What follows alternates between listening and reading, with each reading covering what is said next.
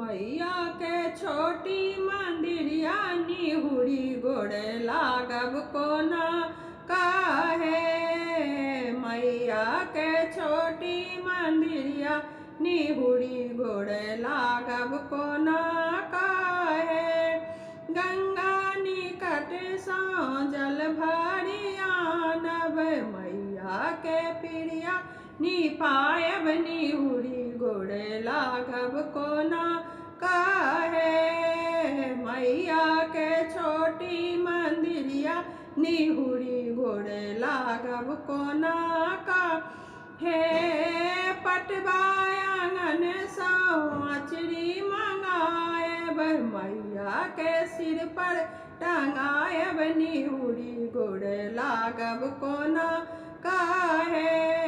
मैया के छोटी मंदिरिया निहुरी गोड़ लागब कोना काहे। मलिया आंगन सो महुरी मंगायब महुरी त सिर पर टंगायब निहुरी गोड़ लागब कोना काहे।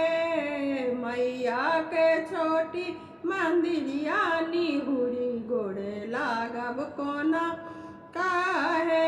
हलुआइया आंगन सो लाडू मंगायब मैया के भोग लगायब निहुरी गोड़ लागब कोना काहे।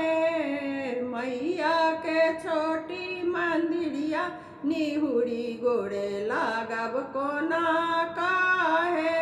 भनहि विद्यापति सुनु माता काली भनहि विद्यापति सुनि माता काली। हमरा पर होऊ सहाय निहुरी गोड़ लागब कोना काहे। मैया के छोटी मंदिरिया निहुरी गोड़ लागब कोना काहे। मैया के छोटी मंदिरिया निहुरी गोड़ लागब कोना काहे।